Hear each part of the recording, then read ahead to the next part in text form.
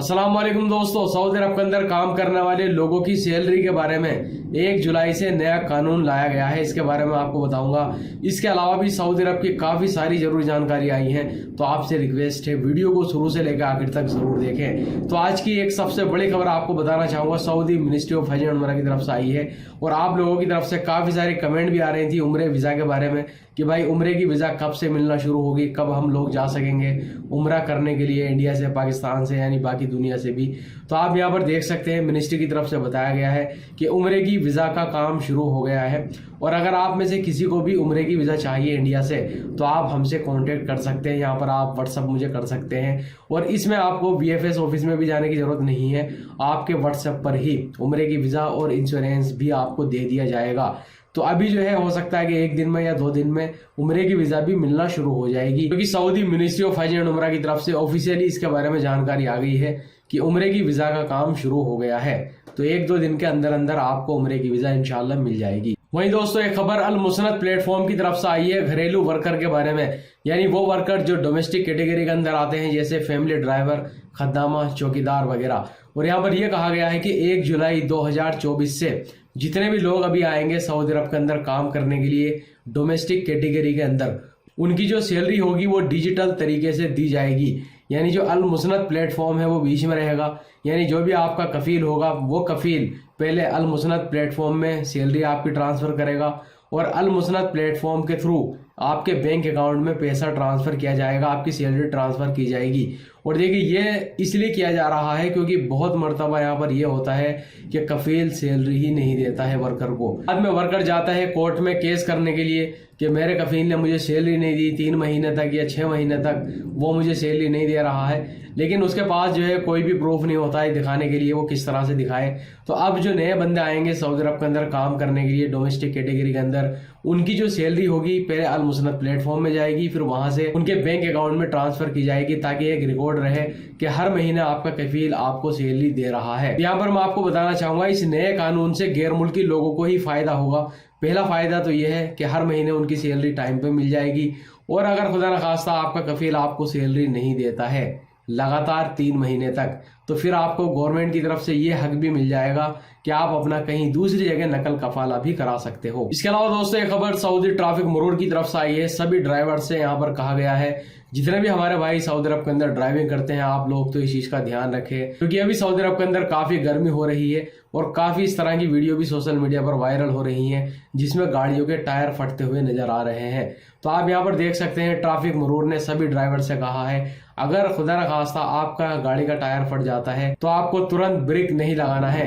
नहीं तो आपकी गाड़ी पलट जाएगी। बहुत ही होशियारी के साथ आपको स्टीयरिंग को कंट्रोल करना है और ब्रेक नहीं लगाना है तुरंत। अगर आप तुरंत ब्रेक लगा देंगे तो आपकी गाड़ी पलट जाएगी। और आप यहाँ पर गर्मी का अंदाजा लगा सकते हैं, सोशल मीडिया पर एक वीडियो वायरल हो रही है जिद्दा की, जिसमें एक सऊदी शहरी ने यानी अंडे खरीदे थे और वो भूल गया था गाड़ी में ही, और कुछ थोड़ी देर के बाद में वो आया गाड़ी में से निकालने के लिए। तो आप यहाँ पर अंडों का हाल देख सकते हैं कि वो पूरी तरह से बॉयल हो चुके हैं। दोस्तों सऊदी सोशल मीडिया पर एक वीडियो काफी तेजी से वायरल हो रही है, आप यहाँ पर देख सकते हैं हंगर स्टेशन में काम करने वाले एक वर्कर की, और ये वर्कर किसी एशियन कंट्री से है, पता नहीं इंडिया से है, पाकिस्तान से है या किसी और कंट्री से है, लेकिन ये एशियन कंट्री से है। और आप यहाँ पर देख सकते हैं कि ये लोगों का खाना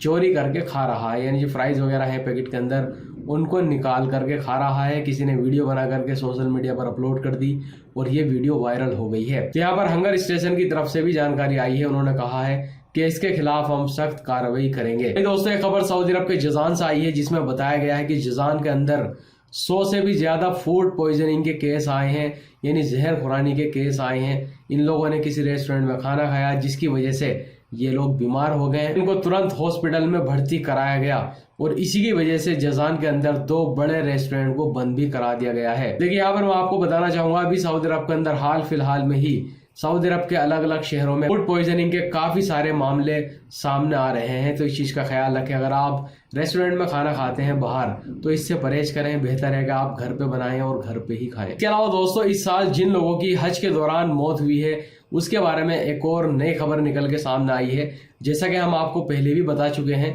लेकिन इस खबर में एक और नई जानकारी सामने आई है जिसमें यह बताया गया है कि जॉर्डन के काफी हाजी अभी गुम हैं।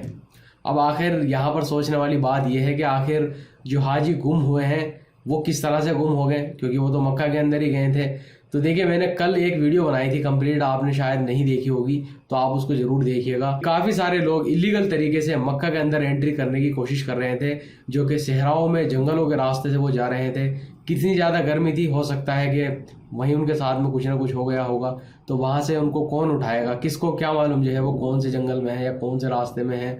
यानी उनके साथ में क्या हुआ कोई भी इसके बारे में नहीं जानता। जिसकी वजह से आप यहाँ पर देख सकते हैं कि जॉर्डन की मिनिस्ट्री की तरफ से कहा गया है कि हज के दौरान जिन लोगों की मौत हुई है, ज्यादातर जॉर्डन के वो ऐसे लोग थे जिनके पास में हज परमिट मौजूद नहीं था, यानी वो बिजनेस वीजा पे थे, विजिट वीजा पे थे, या ऐसे लोग थे जो उम्रे की वीजा पे थे। मक्का के अंदर चेकिंग शुरू होने से पहले पहले ही इन लोगों ने एंट्री कर ली थी और उसके बाद इन्होंने हज किया। या कुछ ऐसे लोग थे जो कि इलीगल तरीके से बिना हज परमिट के मक्का के अंदर घुसे हैं। इसी तरह से आप यहाँ पर देख सकते हैं कि तुनिसिया की गवर्नमेंट की तरफ से भी कहा गया है कि हमारे यहाँ के जो यानी लोग मरे हैं हज के दौरान, वो ऐसे लोग थे ज्यादातर जिनके पास में हज परमिट मौजूद नहीं था। अब हज परमिट इनके पास में मौजूद नहीं था तो इनके पास में ट्रांसपोर्ट की सहूलत नहीं थी, यानी कोई गाड़ी की फैसिलिटी इनको नहीं दी गई कहीं आने जाने के लिए, ना ही इनको खाना मिला, ना ही रहने के लिए कोई जगह मिली, ना ही पीने के लिए पानी मिला, यानी रोड पे ही इन्होंने अपना टाइम गुजारा, जिसकी वजह से गर्मी की वजह से, हीट स्ट्रोक की वजह से इनकी मौत हुई है। तो यहाँ पर एक और चीज आपको बताना चाहूंगा, देखिए बिना परमिट के जो लोग हज करने के लिए गए हैं उनकी तो वहां पर मौत हुई है, लेकिन इन लोगों की वजह से जो लोग वाकई में हज की वीजा पे गए थे, हज का परमिट लेके गए थे, उनकी भी मौत हुई है। उसकी वजह यह है कि जिन लोगों पे परमिट नहीं था, उनके पास कोई रूम नहीं था रहने के लिए, तो वो रास्ते में ही रोड पे ही लेट गए। ऐसी जो पेड़ियाँ थी उतरने के लिए, चढ़ने के लिए, वहाँ पे बैठ गए, वहाँ पर लेट गए, जिसकी वजह से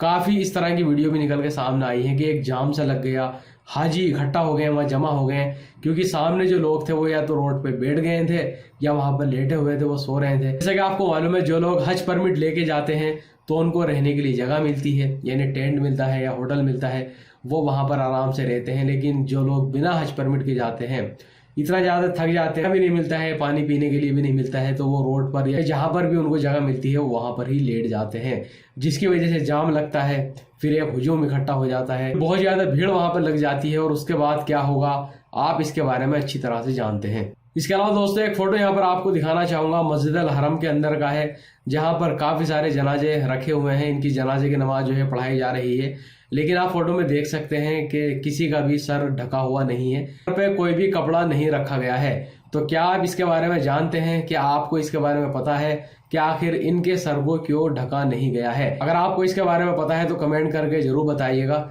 नहीं तो फिर मैं कल की वीडियो में इंशाल्लाह आपको जरूर बता दूंगा। आखिर में एक बार फिर आपको याद दिलाना चाहूंगा कि सऊदी मिनिस्ट्री ऑफ हज एंड उमरा की तरफ से उम्रे की वीजा का काम शुरू हो गया है। अगर आप में से किसी को भी उम्रे की वीजा चाहिए तो आप हमसे कॉन्टेक्ट कर सकते हैं। वीडियो देखने के लिए बहुत बहुत शुक्रिया।